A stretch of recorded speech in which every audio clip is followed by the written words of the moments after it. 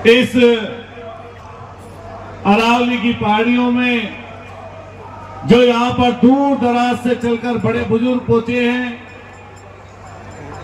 और श्रद्धा से आस्था से यहां पर आए हैं, मैं उनके चरणों में भी नमन करता हूं और अपने सभी इष्ट देवताओं को नमन करते हुए,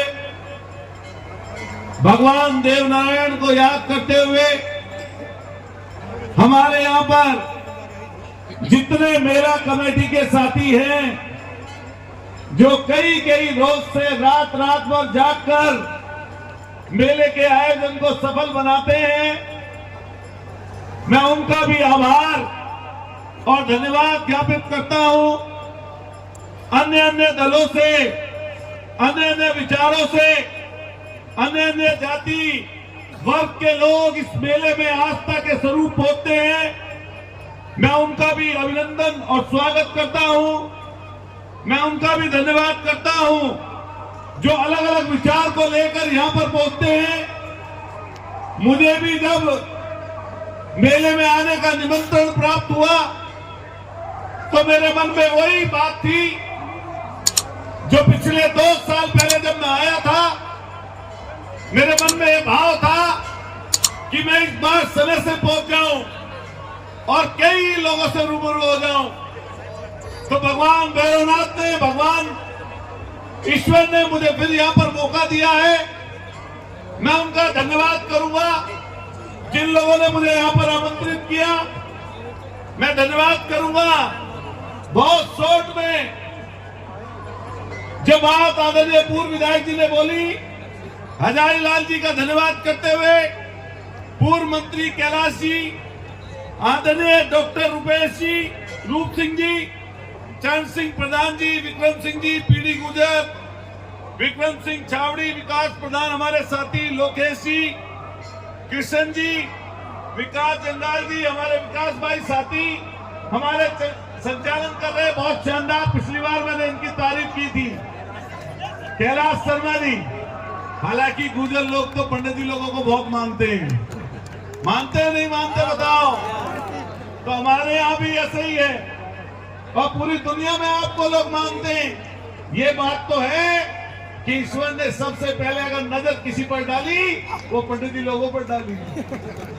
हंस रहे लोग, अरे बताओ सही बात है गलत है? अरे जब तो ज्ञान का भंडार है, जब तो आप देखते होंगे कहीं पर जाएंगे ज्ञान भरा पड़ा है। लेकिन ये बात मानना, इस लोकतंत्र में, लोकशाही में, देश की आजादी के बाद जब इस देश में संविधान लागू हुआ, उसके बाद जात के नाम पर, धर्म के नाम पर, पंथ के नाम पर, क्षेत्र के नाम पर, धन और विरासत के नाम पर कोई बड़ा और छोटा नहीं होता। बात सही है गलत है बता दो? अभी जब मैं नीचे बैठा था तो रूप सिंह जी जिक्र किए कि गुजर भवन शानदार बनने वाला है जयपुर में। मैं आपको बधाई दूंगा कि आप कहीं ना कहीं सामाजिक सेवा का काम कर रहे हैं।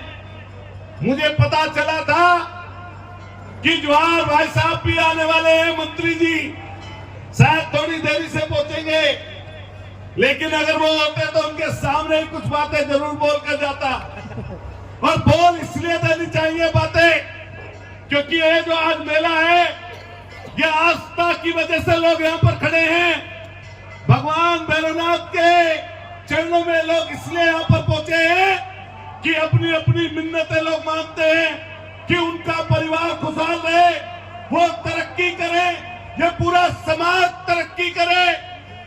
मैं भी कुछ दिन पहले का जिक्र करूंगा, यहाँ पर सब जाति वर्ग के लोग हैं, हमारे संचालन पंडित जी महाराज कर रहे हैं, लेकिन इन सब से माफी चाहते हुए कुछ बातें ऐसी बोल के जरूर जाऊंगा जिससे समाज में चेतना आए, समाज तरक्की की तरफ आगे चले, हम लोगों के द्वार आगे की तरफ बढ़े। मैं जब चर्चा कर रहा था अभी कुछ मिनटों में ही, तो भाई रूप सिंह जी ने जिक्र किया कि केंद्र का भी जिक्र करना। और राजस्थान सरकार का भी जिक्र करना। इन्होंने उत्तर प्रदेश भूल गए, मैंने कि मैं उत्तर प्रदेश का भी जिक्र करके जरूर जाऊंगा और हरियाणा का भी जिक्र कर दूंगा और बराबर जहां का होगा वहां का जिक्र कर दूंगा। लेकिन ये ताकि जो नौजवानों की यहाँ पर खड़ी है, जो बड़े बुजुर्ग यहाँ पर हैं, मैं उन सबसे ये बात कहूंगा कि जीवन में सबसे ज्यादा महत्वपूर्ण, सबसे बड़ी उपलब्धि आपके लिए अगर कुछ है तो आपकी नस्ल बेहतर हो जाए, आपकी पीढ़ी बेहतर हो जाए, आपके बच्चे बेहतर हो जाए। इससे बड़ी उपलब्धि किसी माँ और बाप के लिए, परिवार के लिए कोई दूसरी नहीं हो सकती।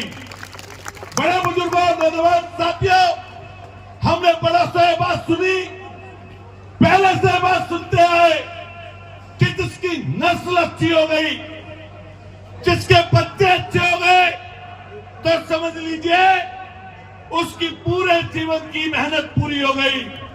लेकिन आज का ये दौर है जब आज हम लोग भैरवनाथ भैरवनाथ जी के चरणों में यहाँ पर खड़े हैं, तो यहाँ पर कुछ ना कुछ प्रण बांध कर जाना, कुछ ना कुछ मुट्ठी बांध कर जाना कि अगले 1 साल में हम लोग ऐसा कुछ करके दिखाएंगे जिससे हमारा परिवार खुशहाल होगा। मैं कई मंचों पर जाता हूं और कई मंचों पर जाकर कई बार राष्ट्रवाद की हम लोग एक परिभाषा सुनते हैं कि राष्ट्रवाद। मैं एक बार सदन में था, अपने मैं एक बार इसको काटते हैं, गर्मी लगी।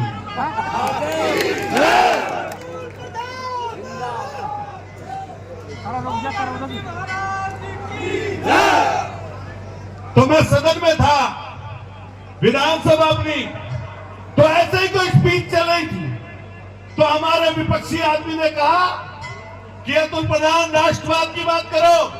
बुरा मत मानना पंडित जी, कोई बात कहूंगा एक समाज में, तो राष्ट्रवाद की बात करो। मैंने कि तुम हमें जानते नहीं हो, ये गुर्जर जात, ये गुर्जर समाज, ये जन्मजात राष्ट्रवादी है, जन्मजात। जब मौका ऐसा आएगा कि किसी भी चीज से अगर देश को चुनना पड़ेगा, तो हमारे लोगों ने हमेशा साबित किया कि पहले देश और बाद में कुछ और। याद करिए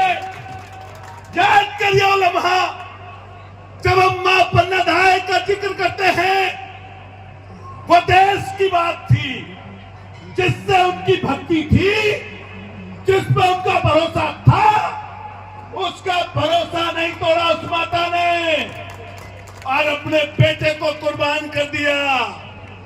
बात सही है गलत है बता दो। देश की आजादी के पहले और देश की आजादी के बाद, दोनों समय बाद अगर कभी देश की बात आई, राष्ट्र की बात आई, तो इस गुर्जर वीर कौम ने हमेशा छाती पर गोली खाने का काम किया, पीठ कभी नहीं दिखाई। मैंने यही बात सदन में बोली। मैंने कहा हम वंशज है वीर भोज के, हम वंशज है धन सिंह कोतवाल के, हम वंशज है उन लोगों के।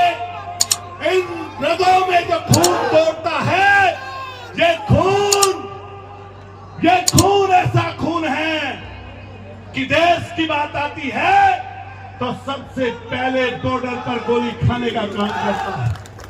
लेकिन यह भी बता दे, मैं आप सब लोगों से कहकर जाऊंगा और नौजवान साथियों से खास तौर से बात कहकर जाऊंगा कि आपकी नौजवान साथियों की जिम्मेदारी बड़ी है। और क्या नौजवानों की बात कर रहा हूं, जिनकी उम्र 20 साल है, 25 साल है, 30 साल है, 35 साल है, इनको 40 साल 50 साल का जीवन जीना है और इनके ऊपर 3 पीढ़ियां निर्भर है। एक इनके माँ बाप, दूसरे ये खुद और तीसरे आने वाली नस्ल। इसलिए आपका बेहतर होना जरूरी है, ये बात समझना। इस पद पर चाहे वो किसी दल पार्टी के लोग हों, किसी भी दल और पार्टी के लोग हों, लेकिन मैं बिल लाग लपेट कहना चाहता हूं। जैसे मेरा कमेटी है, ऐसे ही गुर्जर समाज के बहुत सारे संगठन हैं। मैंने हमेशा ये बात कही, बोलो भैरव जी महाराज की जय। मुट्ठी बंद करो, जोर से बोलो, बोलो भैरव जी महाराज की जय। तो मैंने हमेशा ये बात कही कि जो सामाजिक संगठन है, चाहे वो किसी भी जात के हो, लेकिन बात मैं गुर्जर की कर रहा हूं, जो गुर्जर समाज के लोग हैं, सब सामाजिक संगठन हम देखते हैं। कोई जिले का गुर्जर समाज का संगठन का अध्यक्ष, कई लोग राष्ट्रीय अध्यक्ष भी हैं। मैंने सबसे कहा कि समाज से बड़ा कोई नहीं हो सकता। इसलिए समाज के जो संगठन हैं, जिसकी सरकार आती है, कई बार उधर की तरफ दौड़ पड़ते हैं, लेकिन सामाजिक संगठनों का काम किसी सरकार के पीछे दौड़ने का नहीं है। सामाजिक संगठनों का काम है कि समाज को उत्थान की तरफ लेकर जाए। समाज में जो कुरीतियां हैं, समाज में जो दुष्वास है, समाज में जो बुराइयां हैं, उनको मिटाने के लिए प्रयास करें।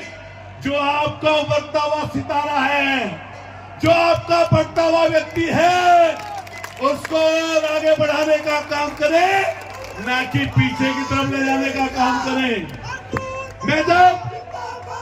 मैं जब पुष्कर में था, तो अचानक मुझे माइक पंडित जी जब मिला, जिस समय जनता सामने लड़ने के लिए तैयार बैठी थी पुष्कर में, ध्यान करो लम्हा, जब मेरे पास माइक आया तो मुझसे कहा गया कि तुम नौजवान साथियों को रोक सकते हो। और मैंने मंच से ये बात कही थी, आप ध्यान रखना कि जब दो ताकतें एक समाज में पैदा हुई हो, अगर विपरीत दिशा में जोर लगाती है, अगर उल्टा उल्टा जोर लगाती है, तो समाज का नुकसान होता है। और अगर एक तरफ जोर लगाती है, मुट्ठी बंद करके इकट्ठा होकर, तो समाज का भला होता है। और वही मंच पर मैंने ये भी कहा था कि एक विरासत, संघर्ष की विरासत, ऐसी विरासत जिसने हमें संघर्ष करना सिखाया, जिसने हमें ताकत का परिचय कराया, वो विरासत कर्नल करोड़ी के रूप में हमें मिली।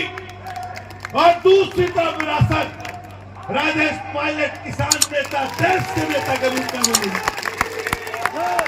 और ये विरासतें जो है, इनको सजों को रखने की जिम्मेदारी हमारी है। हमारी मतलब हम सब की है। मैंने कही थी ये बात कि विधायक बनने का मौका लगे तो टांग मत खींचना, बना लेना। सांसद बनाने का मौका मिले, पीछे मत खींचना, बना लेना।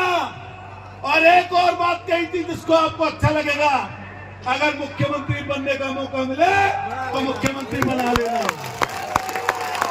मैं इसलिए कह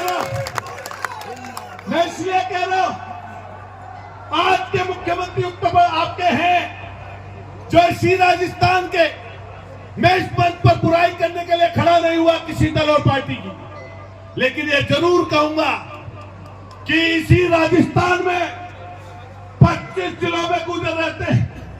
25 जिलों में ऐसे हैं, कई लोगों को चाहे जिता दे और कई लोगों को चाहे तो हरा दे। बात सही है गलत है? लेकिन जब समाज की बात आती है तो जाइए हरियाणा में तो एक राज्य मंत्री, आइए राजस्थान में एक राज्य मंत्री, और जाइए उत्तर प्रदेश में तो एक राज्य मंत्री।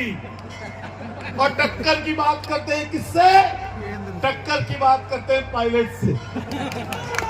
अरे बताओ, मैं खुला कह रहा हूं इस मंच से कि पूरे देश में अगर मुख्यमंत्री की दौड़ में कोई समाज का व्यक्ति है तो वह बस एक ही है। इसलिए कह के जाएंगे वो मेरे दल और पार्टी की वजह से खड़ा नहीं हुआ इस मंच पर। भगवान ने बुलाया है यहाँ पर, तो मंदिर कमेटी के लोगों ने बुलाया है यहाँ पर, और समाज के रूप में यहाँ पर खड़ा हूँ, उसकी नुमाइंदगी के लिए खड़ा हूँ। और जितनी अन्य जाति के लोग यहाँ पर खड़े हैं, बैठे हैं, उनको अपना आदर्श मानते हुए मैं आप सब लोगों से, नौजवान साथियों से, मंदिर कमेटी से, एक एक व्यक्ति से कह के जाऊंगा कि जात के नाम पर कभी किसी को छोटा और जात के नाम पर कभी किसी को बड़ा मत मानना। अगर किसी को छोटा मानोगे तो कोई तुम्हें भी छोटा मानेगा। इसलिए ध्यान रखना, कोई महापुरुष हो, किसी भी जाति में जन्मा हो, उसका आदर करना और कभी मंच से, माइक से, सार्वजनिक जगह पर अकेले बैठकर कभी जनता के बीच में, लोगों के बीच में कभी किसी जाति के लिए अपशब्द नहीं बोलना।